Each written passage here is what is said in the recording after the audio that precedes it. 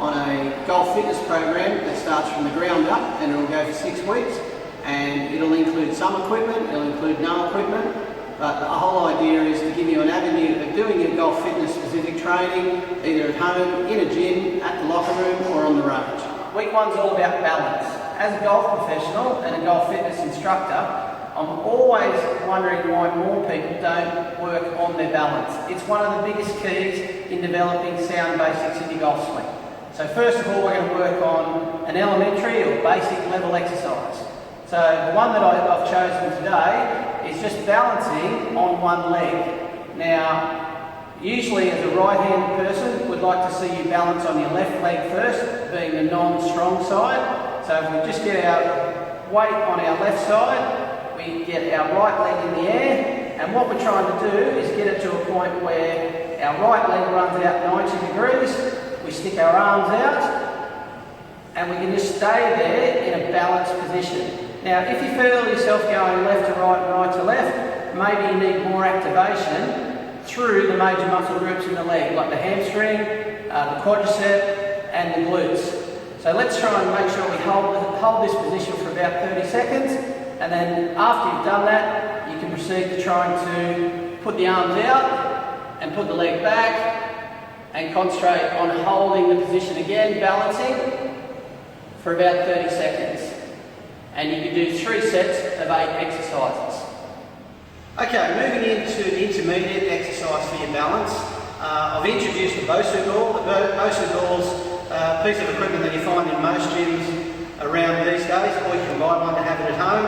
And I've also introduced just a light ball that only weighs about ½ a kilo, not very heavy, more so that when you're standing on the BOSU ball, you've got something to hang on to, and that also can help with your balance.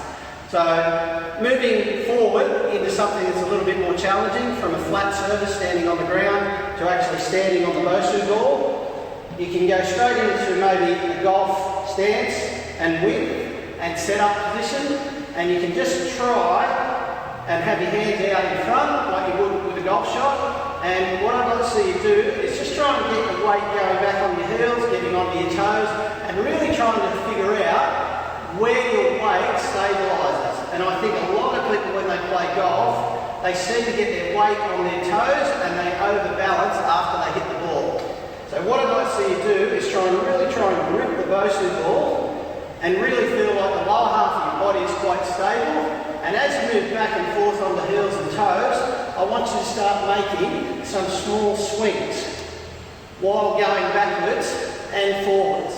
Now, that might be a little bit challenging for some people, but again, we're talking about a golf swing that involves balance, coordination, and making sure the body's doing the right thing at the right time. So you can do 3 sets of 10, right to left, 3 sets of 10, left to right. And that would help with your stability at the address position and create better balance at the address position. Okay, we're moving into our last part of our balance exercise. This is the advanced version. So I've brought in the use of a Swiss ball, which is accessible for everyone. They're in most gyms. Again, you can buy one for home or the locker room for the golf course. They're very, very versatile. You can do a lot of different exercises using the Swiss ball. The other part is using it, kneeling on it, sitting on it. Some people stand on it. Maybe that's a little bit challenging for most people. But certainly as a golfer, kneeling on it and setting up in an address position and learning how to react and balance when you're moving your arms around, rotating, is a really good way of making sure you're understanding how your balance works at the address position.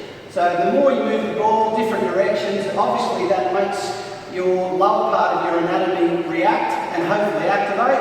And the major muscle groups, the hip flexors, the hamstrings, the glutes, the adductors and the adductors, they're the main muscle groups that will keep you upright when you're trying to balance on the ball. So just doing this, you can try and do it for maybe 8 lots of 30 seconds.